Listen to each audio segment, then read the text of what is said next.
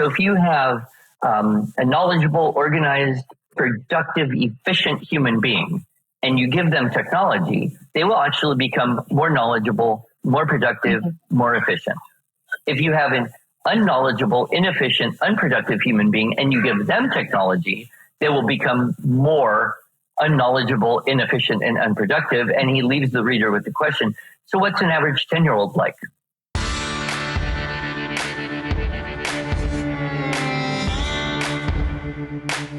Welcome to the Boom Clap podcast, where culture and conviction collide. I'm Rita Rogers. And I'm Cecily Dickey. We're back today with a guest that is one of our all-time favorites, and we know was one of your all-time favorites too. We have Andrew Pudewa of the Institute for Excellence in Writing on with us, and the conversation was exactly what you'd expect: wisdom and excellence all the way around. So if you are not familiar, Andrew is the founder and director of the Institute for Excellence in Writing. He travels and speaks around the world, addressing issues related to teaching, writing, thinking, spelling, and music with clarity, insight, practical experience, and humor, which we appreciate. We previously recorded with Andrew in August 2023, so he gives a lot more just about what he does and himself in general in that episode. If you want to go back and listen, it's episode number 119, and it is about, I can give you a little bit of the title, which is kind of tells you what the episode's about. It's titled Skipping High School, Imitating the Best People and Other Foreign Concepts. He's so good. And I feel like this is one of those things where you read the bio, and if you've never come across this guy before, you might think, oh, that's a very specific thing that he does. I don't know if that's like something I need to listen to. You need to listen to it. Like he's so good. There's no words to even describe it. You just need to give yourself time with him and sit with him and learn from him. He's one of our most valuable guests because of the wealth of knowledge that he brings. And I feel like, there's other things that we talk about that are really specific, like health-wise or different things that people might be tempted to skip if it's not exactly where you're at in your life. But this conversation applies broadly to all people who want to live life well. Yeah. It is a broadly applicable conversation. And I feel like his bio doesn't do him justice. It paints him more dry when he is deep and rich and funny. So funny. Yeah. You guys are really going to love this one. Yeah. Before we get into the episode, please go leave us a review wherever you listen. Subscribe to the podcast so that we populate on your feed every week. We appreciate that. Let's get into the episode with Andrew. All right. Hi, Andrew. Thank you so much for coming on with us today. This is our second time talking to you. I looked back. I thought it was last August when we talked to you. It was not. It was August 2023. And like I was saying beforehand, still one of my favorite episodes to go back and listen to. It's kind of a reference piece for parenting. So I do want to send people back to that episode. I think it was episode 119 if you're looking for that. But to start, for people who may not know who you are, can you just fill people in on kind of who you are and what you do? Sure, yeah. Andrew Pudewa. I am a father of 7 grown children. I have 18 plus 1 on the way grandchildren. And that is by far the most important thing about me. It's also the absolute best thing about being a human being is having grandchildren. So all you young people, you have the best is yet to come, I assure you. I have a little company called the Institute for Excellence in Writing, and we publish curricular materials to help parents and teachers help children learn the arts of language. So better listening, speaking, reading, writing, and we believe that leads to better thinking. And I've been doing this for over 30 years now. So it's kind of scary how fast the time has gone by. It's particularly fun when I go out. I still speak at conventions. I did 12 conventions this year, so almost every week. And, I meet people that are young enough to be my children, that have half a dozen children, that will tell me that they remember coming to my class when I was in their city, 18, 20 years ago. So it's kind of fun. So that's what we do. And we've had a good run. We're growing. There seems to be a lot of energy right now about, wow, with AI kind of being able to do so much, like write better than most people. Is it really worth teaching writing anymore? And do we really need to know any grammar because, AI can do it better than all of us? So that's one of the subjects I've been talking about, studying, commenting, having lots of conversations at conventions. So interesting to me. All right. Well, we're going to jump in there because that is one of the primary things I wanted to talk to you about. You brought up right off the bat. But first, I wanted to ask you about grandchildren. And you mentioned that. So last time we recorded with you, you had 15 grandchildren and one on the way. Now you've got 18 and one on the way. It's so cool. Yes. Well, almost 2 years. And you've got a lot of girls and they're having kids. And it's really exciting. One of the things that I didn't grow up with cousins. Both of my parents were only children. So I had no aunts, no uncles, no cousins, and really only one grandmother that was at all involved. So my sense of extended family was very limited. And I'd hear, my friends or other people talk about cousins. Okay, whatever. I know what that means, but I didn't really know what it means. Now I'm seeing my children's children being cousins to each other, and then their spouses, families joining in. And I just have this amazing sense of how magnificent extended family can be, should be. I think it's really the model for the best life, is to be living near at least some of your siblings so that your kids can grow up together, and hopefully the grandparents on one or both sides are by, because then it's even better. And a little interesting fact you might find, the word king in English is related to the word kin, like relations, K-I-N. And so what you had was, a little group of people, and people would marry in, some people would leave, maybe more people would come, and they'd all be kind of related. And you would have a kin domain. You would have a kingdom or a kingdom. And then, probably kind of the oldest grandpa in the group who had the resources to help everybody would be the king. And so the properly ordered relationship was in a smaller kingdom, and everyone was related and loved and knew each other. And so the people loved the king and the king loved the people and made sacrifices. And there's something to that. I don't think of myself as a king, but I'm tasting the tiniest little bit of what it's like to have a large and growing family and loving and supporting each other. It's just beautiful. That is beautiful. And it's such beautiful perspective too, like coming from where you came from with a really small extended family to now experiencing this. And I got to say, you have no idea how good of a start you are really off to in this conversation, because first you brought up AI, which is something huge that we want to talk to you about today. But secondly, a huge thread of conversation on our recent episodes has been the fact that it takes a village. And we've been asking the question, where is the village? Is there a different understanding of village going on because of the way modern culture is? And so I feel like you really brought that up as well in this conversation. So Rita and I were smiling so big when we were talking, because we both know, like, oh my goodness, he is hitting on what we've been talking about. So I have a question for you. When you hear the phrase, it takes a village, what does that mean in your little kingdom? I loved the way you broke that down for us. But what does that mean, and what does it look like for you and your family? Well, I think we have to get past the fact that Hillary Clinton wrote a book called It Takes a Village. Oh, yes. I didn't even know that. You didn't? Well, I'm Canadian. I miss out on a lot of Hillary Clinton stuff. I don't know. Aren't you lucky? Well, but it, it had her kind of perspective on more like, we need government to help everybody. Government's the village. Right. And that's the village. But I actually live kind of in a village where people have moved here to be near each other and to work on building community. And some of the people come, some of the people go, some of the people stay, have kids. Some of the kids who grew up married each other, and now we have a second generation coming. And I think we're really made to live in community. I was listening to a very interesting podcast with a guy who has studied happiness. And he's, PhD, and I don't know, how do you get a PhD in happiness.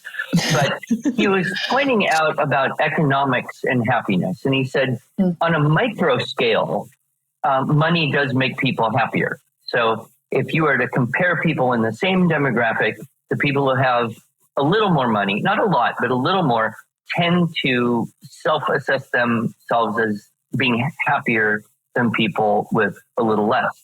But in a macro sense, if you take a whole society that's wealthier and a whole society that is less wealthy, the less wealthy people will say that they are happier than the more wealthy people. And one of his theories, I guess, or observations is that when you live in the country and you don't have the resources to just, DoorDash and buy and get 2-day Amazon delivery and just pay for whatever you need, you become more interdependent with the people around you. And therefore your relationships improve because you're helping each other and you're serving and loving and working together for a common end.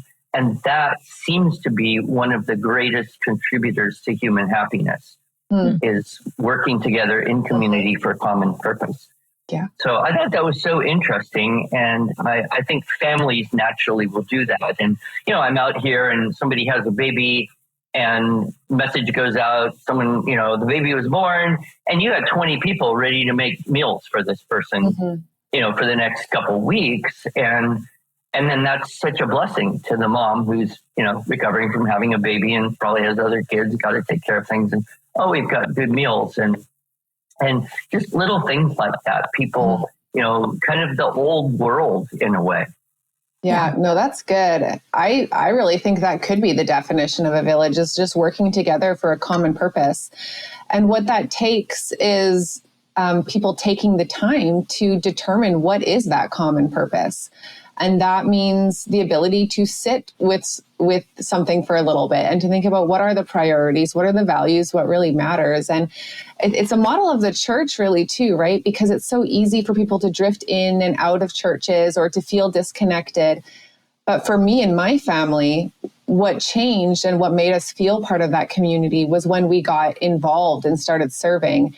And then all of a sudden these relationships just first of all, start happening, or if they were already somewhat there, they just go deeper. And it really is working together for this common purpose. And I think we had talked on a previous podcast episode just a week or two ago about this story of St. Vitus Cathedral when they were building it. And this was obviously not a real guy. This was a story about it, about how they asked 3 different men, what were they doing? And one said, I'm laying bricks. And the other one said, I'm building a wall. And then the third guy said, I'm building a cathedral to the glory of God. And it was just so beautiful. And I really see that, no matter what little subsection of your life you're working with, whether it's the family or the church or the broader community or the country, there really should be a goal of working together for a common purpose. And you just laid that out really well. So thank you for that. And historically, it used to be geographically oriented too. So people would go to the church that they could get to, easily. And now I think we have a little more freedom to go wherever we want. And there's an upside to that because we can build community and find like-minded people. But there's a little bit of a downside where now we're going to go shop for the church that has, just the right preaching and just the right music and just the right people. Whereas, hey, if it's the country and that's the church and that's where you go, you kind of have to work things out together. That's right. And so there's that aspect. And it's the change of modern culture and all that. But I've enjoyed getting a little bit of experience out in the country, being around like-minded people who share, as you said, beliefs and values and goals. And I hope that some of my grandchildren will continue out here. Absolutely. Yeah. Okay. Should we shift into the AI portion, Rita? AI. So I'm interested just to hear in kind of what you brought up about what you're talking about with AI, but I know there are schools that are using AI to write papers or encouraging kids to use AI to write papers, and schools that are allowing teachers to use AI to grade papers. And with the uptick in AI use and promotion of its use, I guess, where does that leave writing, and why do you think writing is still important? Yeah, that is essentially the question that the credit manager for Hewlett-Packard asked me when we applied to purchase a very, very, very big and expensive printer. Mm-hmm. Like, okay, you've had success, but things are changing. Mm. Do you really think people are going to care about learning to write on paper? Are people going to care about learning to write at all? So I've been thinking a great deal about it. And one of the things that we can see through really all of history, not just the recent with technological hyper explosion, but all of history, is that technology will replace the skill, technology will atrophy the skill which it replaces. And so as soon as you show kids a calculator, they will then stop believing that it's important to know multiplication tables or to do mental math at all. And we have seen now, because calculators have been around for 2 generations, that exactly has happened. Math scores, particularly in this country, have just careened to an all-time low. It is rare to meet a 10-year-old kid who could multiply 25 times 3 in their brain. It's rare to meet a kid who could do it on paper. But what does that do? It causes the person who becomes dependent on the calculator to lose the ability to think mathematically. Mm-hmm. So then you're in a business meeting and someone's tossing around some numbers. If you can do mental math, you can know what that number is. You can know what that number is. You can put them together. You understand the relationship and you can think about it. Whereas if you can't do that and it's not somewhat automatic, then you're deprived of some of these fundamental reasoning skills. Okay. And so that happened. It happened, of course, with spell checkers and then grammar checkers. Like, why do we need to learn where apostrophes go? Autocorrect will solve it. And then we used to make the argument, well, you need to know homonyms because English is tough. We got, our EED and our EAD, and you got your, and your, and two, and two. And so we have to know at least that, but now we don't, because AI knows what you're trying to say and it gives you the right one without needing to know it all. But in a way, those spell checkers and grammar checkers are depriving us of a more intimate knowledge of our own language, of how it works. We're starting to not understand how our own language works. And therefore we can't think in the same way. It's not a new problem because Plato wrote in, I think it was the Phaedrus dialogue, Socrates told the story of the king of Egypt and the great god Thoth, or Thoth. And the great god Thoth said to the king of Egypt, we're going to give you all of this wonderful gifts and agricultural gifts and manufacturing facility, and we're going to give you the gift of writing. And the king of Egypt said to the god Thoth, well, sure, we'll take your gifts, of course, but this writing will be a double-edged sword because it may allow us to collect up and retain and communicate ideas, but it will erode men's memory. And we will no longer rely on our memory, but on the written word. And of course, that happened pretty significantly. So now we translate that to AI. If you can just kind of talk to it in some kind of rudimentary way and say, this is what I want, and ask it the right question and structure the prompts the right way, it will go out and collect up all the information, and it will, with great accurate predictive power, put together sentences that make such good sense to you, you would have no way of knowing if it made sense or not. You would assume. And one of the things anyone who's played with ChatGPT or Claude or any of these things has noticed is these things operate with total, absolute self-confidence. Like they never doubt what they say to you. And even if they give you wrong information, I've asked questions, got information I know for sure. Actually, here's the funniest one. Someone asked ChatGPT about me. My son asked about me. And it told my son that I had written a book entitled The Well-Trained Mind. which of course was written by Susan Wise Bauer, and I don't think she would be very happy that this conglomerate of mass confused information is being distilled into a statement that someone else wrote her book. But I know I didn't write the book. However, the problem is anyone else wouldn't necessarily know that. And so I think one danger is just the promulgation of error, the promulgation of wrong information, because the people using the tool, the younger they are, the less likely they are to know anything about what they're asking about. And therefore that's a danger, I think, a big one. Perhaps even greater than that would be a self-deception that occurs. So let's say you're a student and you are assigned to research something. And so you write a really good prompt and you get AI to give you a whole lot of information. And you don't really know where that information came from. And it may know you well enough to figure out what opinion you want to have about that information. And so it will now organize this information and include a bias or an opinion or a perspective or whatever you want to call it, and give that to you. Okay, you're, a busy teenager, young adult, college, whatever. And you think, oh, that's great. And you read it and it sounds really smart. You go, yep, that's exactly what I was thinking. Well, you weren't thinking. You didn't collect up the information. You didn't weigh. You didn't use any critical faculty. But now you're kind of deluded into thinking the thing it gave you was what you were thinking. And so we're essentially starting, I think, to see this outsourcing of thinking. And that has phenomenal dangers, in my view.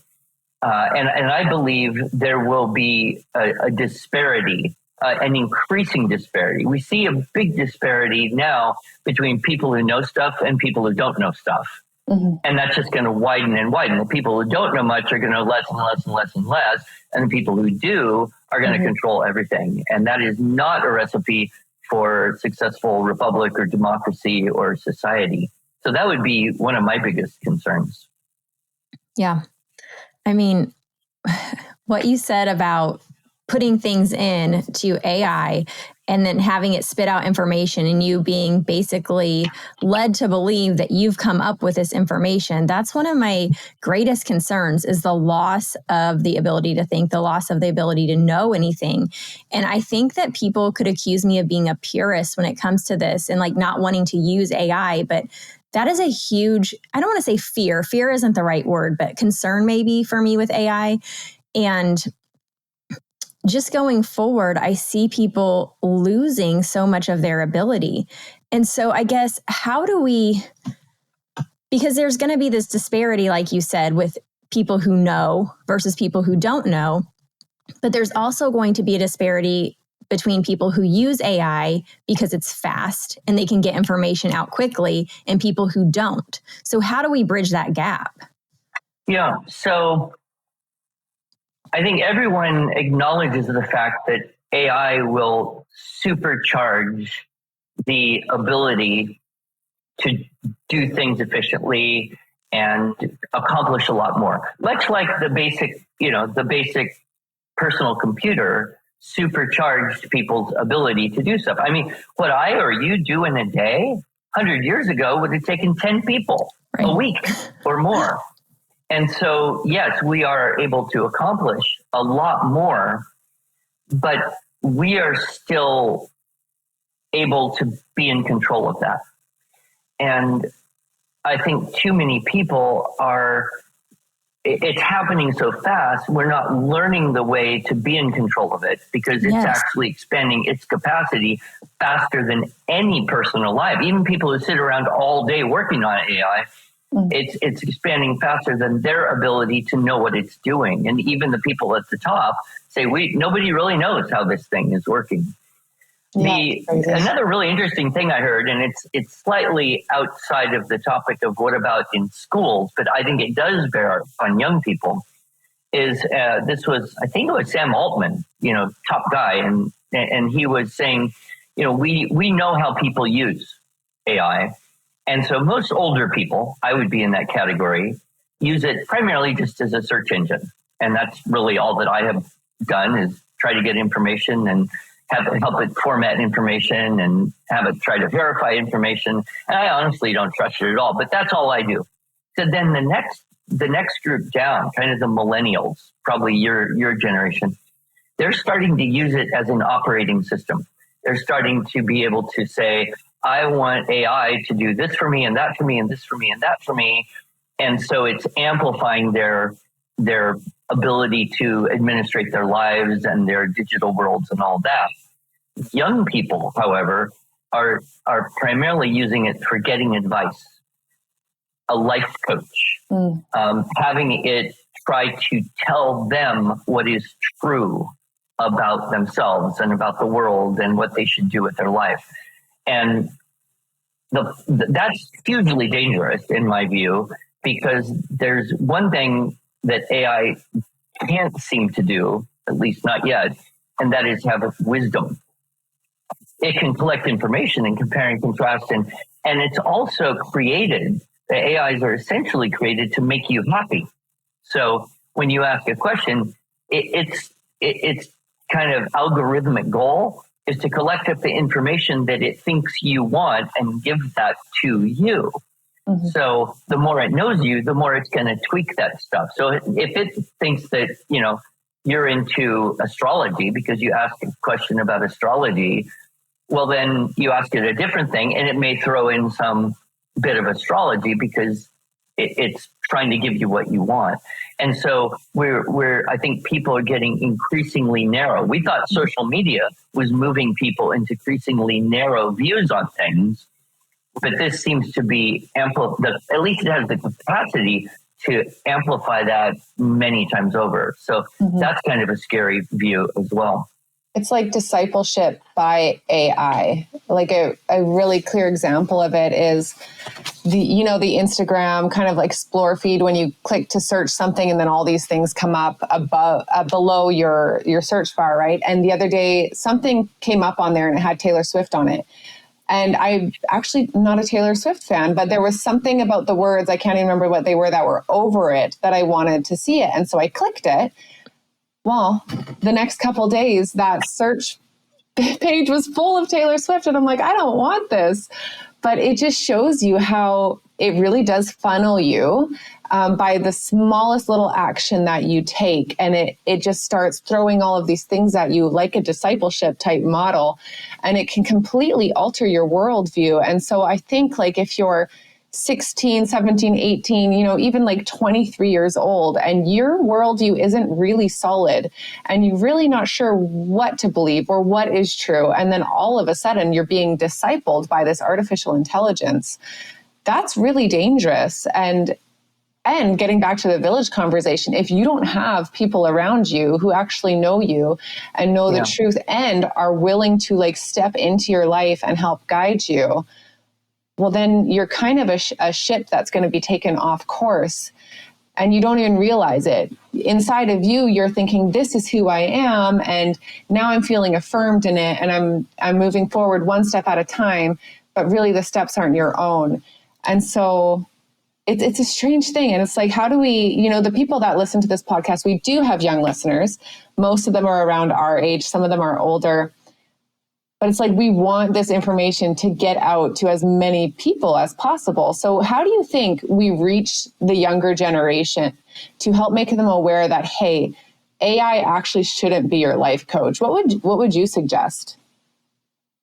Well, there's this, urban legend about how the Secret Service trains people to detect counterfeit currency, which is they only let them handle genuine currency. I don't know if that's true or not, but there's something in the metaphor there that if we have enough authentic experience, if we do enough authentic thinking, if we read enough authentic stuff written and created by human beings, then we're going to have ADs, artificial detectors, more than the average person. I was having a conversation with a friend of mine who's an artist, and we were talking about how, AI can basically generate art that's pretty darn good. And she said, but I can always tell, right? And I thought, okay, so if you create art, you can tell, but someone else who doesn't create art, like me, I could be duped very easily. If you create real music, you could probably detect AI generated music. If you don't, you wouldn't know. If you're if you are a video creator, you can probably detect AI created video much better than the average person. So to me, that's the biggest reason why you want to have authentic experience with art and music and video and writing and poetry and all of the things that are distinctly human, because the artificial version of that will not be detectable, and it'll always get better. I heard one AI expert say, well, AI is as bad right now as it's ever going to be. It's only going to get better. It's only going to get harder. And in fact, there's probably no way that anyone could be absolutely sure that you and me right now are real. That's so scary. We could have created someone we don't even know could have taken our images and our voice prints and pulled it off of a video and make a completely fake thing and have us say anything they wanted us to say.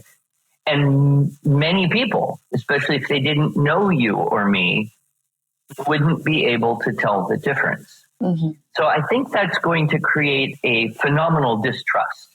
I think that it's going to create, it already has created cynicism in young people. Why watch the news? Why listen to anybody? You don't know what's really happening, in Ukraine or Israel or Japan or Mexico or Los Angeles, because anybody could make anything to say anything to push a particular idea that may have little or no truth in it at all. So, even I have become very cynical about everything. If you are a young person and this is all you've ever known, you would naturally be just profoundly cynical. So perhaps the most valuable skill that we can give to our kids and try to cultivate is the ability to detect what's real and what's true and be real and true in the world. Interesting side note, concert ticket sales are at an all-time high. They took a big dip during the COVID couple of years, but now they're higher than pre-COVID levels, significantly higher. Why? Because people want to go see real people making real music, doing real things, not on a screen. Yeah, no, I believe it. And that's a conversation we've had before, is that as AI continues to progress and continues to move forward, I believe people are going to have more of a desire for the authentic, like you said. But the thing is, we also have a desire for the easy, right? We have a desire for the comfortable. And so that's going to be a constant war for people going forward, is going to be that desire for just using AI because it's easy and it makes my life comfortable, or the desire for authenticity. And I think there's going to be some people who just live with that battle rather than choosing one way or the other.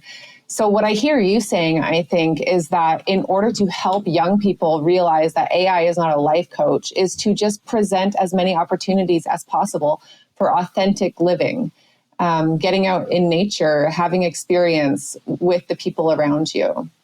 So yes, I think that's what hopefully that's what we're going to see. If we take that back one step to the idea of writing, then what we're thinking is, okay, if you just need to collect up other people's information and then put it out there, that's going to be an efficient way to do it, as long as there's some way to verify the veracity, the authenticity of the information. But if we want to do something that only we know, if we want to use our experience to help and enlighten other people, we're still going to have the need to be able to articulate that well, both spoken and written language. And there's some hope on the horizon. I know one small liberal arts school that essentially has gone back to the Blue Book exam. If you know what that means, it's when you'd go to class and they'd give you a little book and you'd open it up and take an essay test and handwrite on paper answers to essay questions. Wow. And that's been out of vogue for a long time. Which school is doing that? Oh, I don't remember. It's some very small school. But I've also heard of, high school teachers kind of doing that as well, like trying to return to in-class writing, because that's now the only way you would ever know is anybody actually learning this. Yeah. But the vast majority of schools are careening headlong into, well, what kids really need to know is how to use the technology. And so modern education is thoroughly and entirely pragmatic, everywhere. And if there isn't a, economic application, a quote, real life application, meaning does this translate into jobs and profit? Well, then it's not worth spending time on. So I think, again, like we're going to see a higher disparity between people who know stuff and people who don't know stuff. We're going to see also that same division in education. Schools that are determined to cultivate the distinctly human faculties and schools that have given up on that entirely. That's interesting. The jobs and profit thing is definitely driving, like what translates into jobs and profits. That's definitely driving things. But coming from the 90s, like going to school in the 90s, we were in school when computers were just starting to become a thing. Like we played Oregon Trail, learned to type on a computer. That was kind of my computer, what they call it, computer lab. That's what we went to, computer lab in school. And it was very easy to learn technology. It's not hard to pick up a phone and figure out how to use it, but it takes a lot of time to learn how to write well, to learn how to read well, to learn how to, decipher what you're reading in a book and really apply it to life and contemplate those things. So I find it really interesting and dense that teachers and administrators in schools are looking to technology as a thing kids need to know versus the thing that's actually harder and takes more time to learn. Yeah. It seems a bit late, honestly. It seems like this is easier to teach kids. So I don't know if that is playing into it at all, but it does seem a bit lazy to me.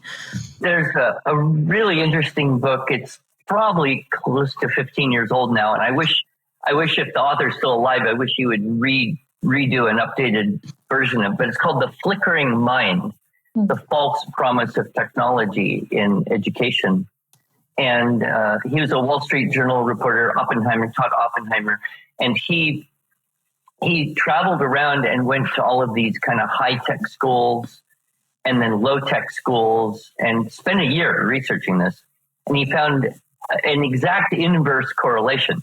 The more screens in schools, the lower the basic skills of reading, writing, and calculating. The zero-tech schools, which would be Waldorf schools, Montessori schools, really poor Christian schools, the ones that had no technology, had the highest levels of reading and writing and calculating in an objective academic.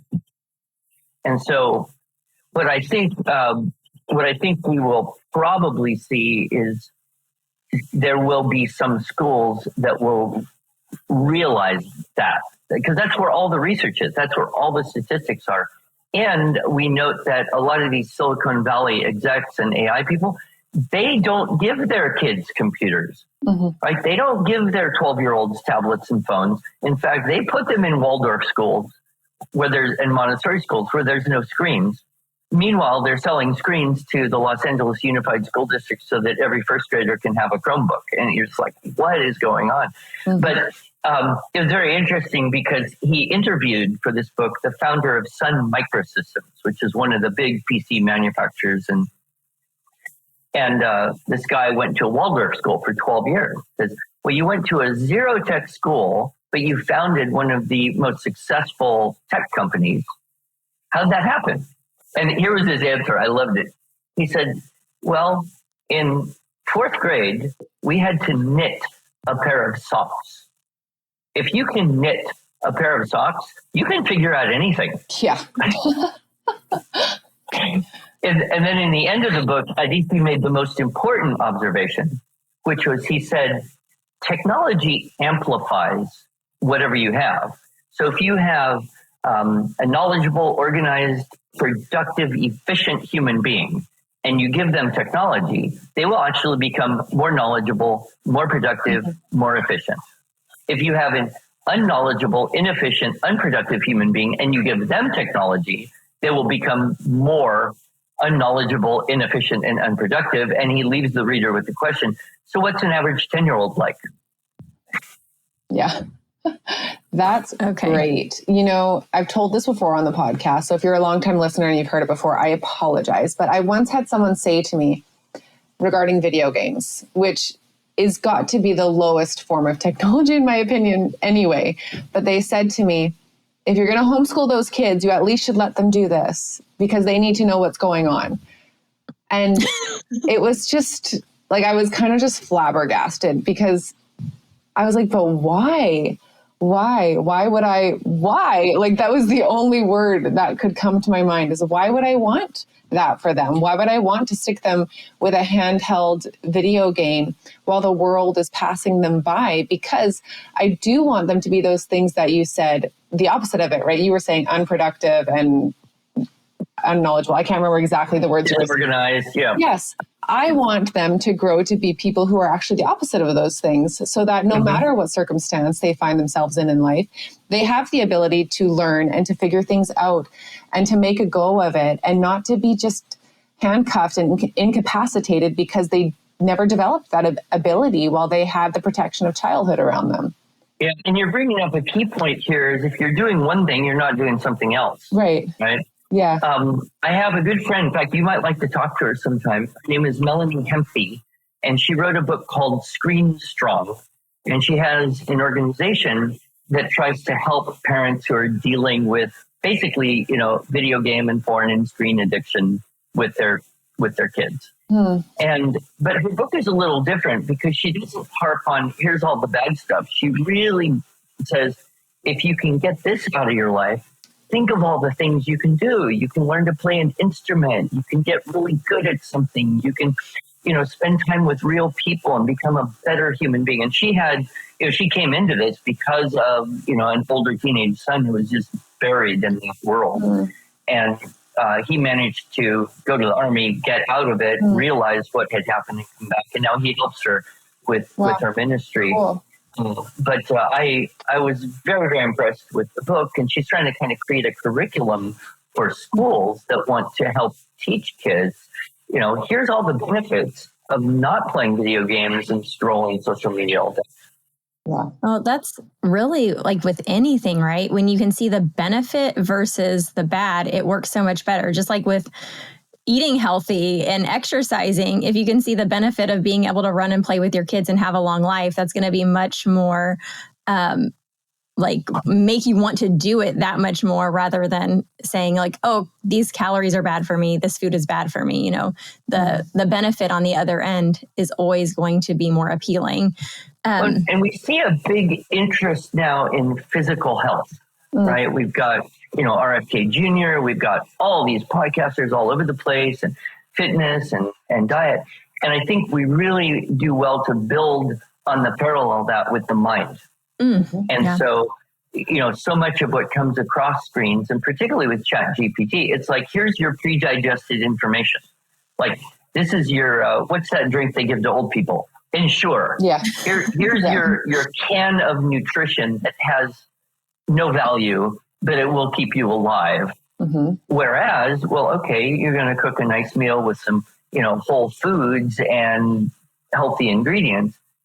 It's a world of difference. And I think that's kind of the way I hope we can build this conversation also around AI and authentic reading and writing and thinking and conversation. Yeah, that is a great analogy. That is so good. Yeah. So basically, we want to use technology. We don't want to completely push it off to the wayside, but we want to use it to amplify what we already have and what we're already building in the old school, for lack of a better term, way. We don't want to use it as a crutch. We don't want it to be the thing we're going to. We want to use it to amplify, like you said. And then in talking about that, I came across a reel you did about the Department of Education and funding, and how funding isn't the actual issue. And this is actually something that plays on a conversation I thought about bringing up, but wasn't sure. But recently there's been these wind turbine meetings. We're in a very rural area. And one of the things that comes with wind turbines is a lot of money. They bring a lot of money into the community. And a lot of the people who are accepting these on their property are doing so by way of the money that the school will get. They're allowing themselves to sleep better at night, putting these things on their property by saying, well, the school's going to get a lot of money. And by a lot of money, they're getting about $1.6 million a year. But I brought forth the point that the school already spends about $40 million a year. So how is $1.6 million going to help these students who have about 11% to 16% reading proficiency rate? What they really need is someone to come read to them. It's not the funding that's the issue. And I actually would go so far to say as funding may be part of the problem, because I think we live in a society right now where people just like to throw money at problems, and that's all they want to do. They don't want to give up their time. They don't want to put energy into it. There's like, I gave money to that, somebody else can take care of it. So I don't know if you have anything to say about funding and versus what kids actually may need. Well, a couple of thoughts. One, funding very often comes with controls over how it's used, right? So they will give you the money, but you have to spend it on this, and this, because the people who sell that, and that are the ones who are pushing the whole political thing to give you money. A good example of that is one of the largest contributors to education funding is the Bill and Melinda Gates Foundation. So what's their interest? Well, technology in schools that will help solve problems. That'll make everything more efficient. It'll prepare kids for the workforce. And all of that's not true, but the money says it's true. And so if you want the money, you have to do it. And it's very politically unpopular to turn away money, right? I mean, I remember one year the superintendent of public instruction refused federal funds for the state of Idaho because she didn't like what the federal government was saying you have to do with this money when we give it to you. And she said, we don't want the money. And then, she took huge amount of political heat from people who didn't understand the issue at all. Like, why is she not getting this money for our kids? And so it kind of gets oversimplified and almost portrayed to people in this, I don't know, propaganda cartoon way, but they don't recognize it. So that's one thought. I think you hit on something, which is what they really need is people to come and read to the kids. Yes, all the research shows that when you have volunteers who one-on-one help kids learn to read the way most all parents used to do, say, 60, 80 years ago, those kids do better. But those are volunteers. Well, how do you get volunteers? Well, you don't get volunteers when you have a lot of money. You buy AI programs to read one-on-one with kids, right? You buy more tech. You buy, screen-based reading instruction, which is proven not to work. It's proven to be less effective than paper-based reading instruction. So I think part of it is, if you just say no to the money and use the local community resources, maybe you're going to get better results, and then you can kind of prove that to the world. But it's the big cities where the biggest problems for the most part. So they're getting the most money, and it's very, very tech driven. So I don't know that there's a solution, except parents.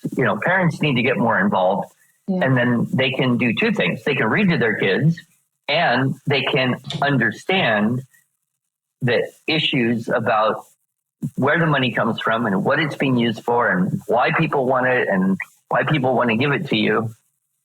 If I walked up to you and said, here, I want to give you $1,000, your question should be, why? Yep. Exactly. That's the point I keep bringing up. I'm like, it's very interesting to me because normally when somebody comes into the community that's going to be creating jobs and things, the community gives them a tax break. But when somebody comes in the community is paying you, that should be kind of a red flag, right? It's funny to me that it isn't. It's not funny like, haha, funny, ironic that it isn't. But yeah, anyway. I think the good news is that we are seeing an explosion of micro schools and pod schools and small hybrid schools. There's actually now in the States a national micro schooling association, and they have convention now. I think they had their third one this year, and so these are people saying, "Yeah, we'll teach a dozen kids. We'll start this little thing." And we'll be really human about it, and we'll do it in a controlled and specific and inexpensive way, right? The most efficient school is a one-room schoolhouse. As soon as you have two-room schoolhouse, now you need an administrator. When you have a four-room schoolhouse, now you need an assistant to the administrator, and you keep multiplying that out, and then you end up like the LA Unified School District that has more non-teaching employees than it has faculty who are teaching. Wow. So the economics is just worse and worse and worse the bigger it gets. Yeah. Well, and then you get crazy things too. Like my husband, for example, he's a public school teacher, and he recently got his district sent him a survey that they wanted him to fill out all about gender identity and these sorts of things. Rita, did I send it to you? Yes, you did. Yeah, it was wild. Oh yeah, I remember this now. We talked about it. It was crazy. Anyway, so he chose not to fill it out, but got a reminder this survey was required. And then him and another staff member emailed back about it, pushed back, and they're like, well, we can't make you do it. But it's just like, these are also people that are being paid by this large organization. Right. To push these agendas. And it was questions about what is your sex? What is your gender? And it was all in the name of DEI and figuring out this gender pay gap. And it's like, but why do you want to know if I'm a male or if I'm white or if I'm cisgender or not? Like, what are you actually going to do? Are you going to take money from me to give it to someone else or vice versa? And they're like, well, it's not just about the gender, but it's also about there's all sorts of different roles within the education system. Some are teaching, some are other, and there's a gap between those pay grades as well. And so then all of a sudden it's like, okay, well, do you want to pay people that do different jobs the exact same thing as well? Because that would be a new and interesting move. So, the bigger things get, the more strings there are. And this really came from the BC government is where it did come from. And so, yeah, there's just always some sort of string attached to the money. And yeah, when you break it down to the simplest idea of if you walked up to me off the street and said, here's $1,000, anyone is going to be like, but why? I think that would be the question that 99% of people would ask is why? Because that doesn't just happen. So That was a good illustration. Well, and your example, of that kind of bureaucratic DEI, confusing, totally disconnected from educating children. Yes. People are spending a lot of time and money on that. So much. That's eating up resources. Yep. That could be directed toward better instructional models or better research. But, I don't even know that we're going to discover any new thing. I think that for the most part, if we stop thinking about what's the new thing and started saying, what did people do 100 years ago when everybody could read and write quite well? What was different there? One of the things I like to point out is the word progressive does not mean progress. Right? If it did, then progressive education would result in improved education. But all we've seen is 70 years of continuous decline. Yeah. So let's not confuse the meaning of words, which is another thing, of course, we deal with in the modern political environment. Yeah. Okay. Another reason we should learn to read and write and speak accurately and well and from the heart and using our own brain and not let the internet define the word progressive. Yeah. Big companies have realized that people want to buy natural products. As they've realized this, they've started marketing products to you as natural and organic that in reality aren't. Then you find yourself having to sift through all of these products just to find one thing you're comfortable bringing into your home to use with you and your family. This is where Rowe Casa Organics comes in. They are a one-stop shop small business that you can trust with products that are truly natural and organic. They have everything from household cleaning products to wellness products to candles, lotions, things for you to use for your babies, yourself, and your pets. Go to rowecasaorganics.com and use the code BOOMCLAP to save 20% on your first order. So true. I mean, my goal with homeschooling, and of course it's so easy to get distracted by all the things in life as we go along, but my goal has been, the goal I keep coming back to, is to raise kids who know God, love God, and serve God, but then also know how to read and write. You know, like that's the main thing. Those are the two main things for me. And it's so easy to get distracted because you hear what everyone else is doing or what's going on over there. And it's easy to lose sight of it. But that's all I want is kids who know God, love God, and serve God and know how to communicate, because those two things, I think, even in a world full of AI, are going to make for just a powerful force. You know what I mean? And so my question to you would be, I know you're raising grandkids now with your kids, but if you were raising your own children right now in 2025, what are some things that you would prioritize or some things that you would do? I would probably prioritize things in this order for young children, in that category of young children. I think the single most important thing that you can do is help them grow up playing music, singing, playing an instrument, harmonizing with other people. And there's a huge amount of research. I have a 2-hour lecture on the talk on the subject of what music does to the mind and the body and the heart. It does something that nothing else can accomplish. Second thing I would focus on is cultivating attentiveness by physical self-control of the body. Music helps that. And then you have things like gymnastics or martial arts or archery or things that really encourage children to develop a physical self-control, because that physical self-control is going to carry over and help them with mental concentration, focus, attentiveness, mental self-control. And so those activities I would view as equal, if not more important than academic stuff. In terms of, I'm in the language area, but I also have a strong interest in math.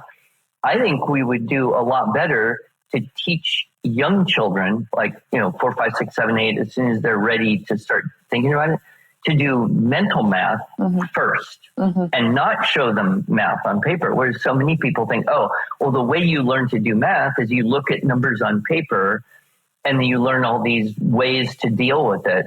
Whereas, if you're trying to do a problem, right, you've got, 10 pieces of candy and 5 friends are here. How many does each one get? That's going to create a mathematical thinking and connect up with the imagination. And so, I do problems like this with my grandchildren. My grandson, he really loves airsoft, stuff. Or he actually likes real weapons, but we'll stick with airsoft, especially since you're in Canada. Anyway, the airsoft gun costs $200 and it's on a 20% discount. And there's 5% tax. How much money do you need to buy it? Right. So, at 11 years old, he could do that. He could figure that out in his brain because we'd worked up to that point. And like I said, I've run around, tested all sorts of kids, even at a homeschool convention. What's 3 times 25? Right. They're not there. So I think if we were to go back and work on mental math and drilling math facts so that you just know that you know that you know these things, then you can think mathematically. With language, we need to restore the culture of reading aloud to kids. I'm sure we talked about this last time when we got together. And I would point to a Francis Bacon quote. So about 400 and some years ago, Bacon wrote in an essay on studies, reading maketh a full man, reading maketh a full man, discourse or conversation or speaking maketh a ready man, and writing maketh an exact man. And so we furnish the mind by reading aloud to kids, by them reading a lot. We then move words and language from the passive, I can hear it or read it and kind of understand it, into an active use by reciting poetry, reciting scripture, engaging in conversation, more formal, structured conversation, kind of like, speech or debate world. And then by teaching writing, that's the distillation of thought. So you have a thought, you kind of speak it into existence, you hear yourself what you heard yourself say to yourself, then you go wrestle the vocabulary and you get it in, on a paper, on a screen in a fashion that records it. And then you read it and say, does this, what I created, reflect the idea I started with? And many times it doesn't do that well. So you have to change a word or change the order of something or restructure sentences or scrap it and start all over again. Yeah. That distillation of thought. Jordan Peterson uses this phrase also, that writing is the distillation of thought. And to distill is how you get pure water or pure alcohol or pure whatever you're trying to get. So we get a higher quality of thought when we wrestle with it. And just to go back to where we started with the AI conversation, that's what kids are going to lose out on. They're not going to experience precision of thought, exactness of thought, if we don't train that. And I think what Bacon said is very correct. The way you train that is writing, and there is no real substitute. Oh, that's so I good. would put those mental math, reading, writing, speaking, music, and physical self-control, and just get the screens out or put them way on the margin. So the amount of time that's wasted on screen-based entertainment or screen-based, especially for younger children, that's going to make the biggest difference. Yeah. So good. That Francis Bacon quote, that the reverse of that, I think, is leading to a lot of dissatisfaction and depression that we see in society, the lack of that, because people largely aren't reading more than a soundbite on the internet, and then they're not having the discourse and discussion. They're just kind of regurgitating what they hear, and then they're not having that exactness of their own thoughts. They're only having other people's opinion. Yeah. And I think let's work with that. So not reading makes a lazy, ignorant person. Not speaking well makes an emotional response. Like most people, they don't think before they speak, so they speak what they feel. So it makes an emotionally unbalanced person. And not writing makes a very, what would you say? Inexact. Unfounded? Yes, ungrounded, unfounded. Yeah. We'll have to I'll work with that one. Now you gave me an idea. Thank you. Absolutely. Thank you, lady. That's your next lecture, right? No, that absolutely makes sense. I feel like the way that you talk, you're filled up with knowledge is how I would describe you. And it's why I was looking so forward to this conversation, because I knew that you would just have a lot of wisdom to share with us. And it's because of the fact that you are filling yourself with it from these really high quality sources, and you find it interesting. And the more you do it, the more you want to pursue it. And you remind me of another guest that we have that we just love dearly, Katie Faust. Do you know Katie Faust? Oh, yeah. I follow her. Yes. I think she's doing phenomenally important work. Thank you. I'm so glad you did have her. I'll have to look that one up and listen to it. I think we've had her 3 times. Is that right, Rita? We've had her on 3 times. She's just phenomenal. And just another person that is just filled up with wisdom and knowledge. And I just find that really impressive in a person. And that's why I love your work. And it's why we use your curriculums too, because it trains the mind in these really fun and quick and I don't want to say easy, but you do make it easy in a way. And it just trains the mind. And I would love it. I know you're the Institute for Excellence in Writing, but I would love it if one day you would have some sort of math curriculum, because he just shakes his head no. And I figured that you need to stay focused on what you're doing, because what you're doing is so good. But I will say, the way that I think about teaching my kids math has changed so much over the course of our 8 years so far of homeschooling. And I think a lot of people feel this way, where when they think about homeschooling, teaching math makes them really nervous, because it feels like you have to check all these boxes and keep it moving along and make sure if your kid's in grade 5 that they're doing grade 5 stuff. And if they're in grade 7, they're doing grade 7 stuff.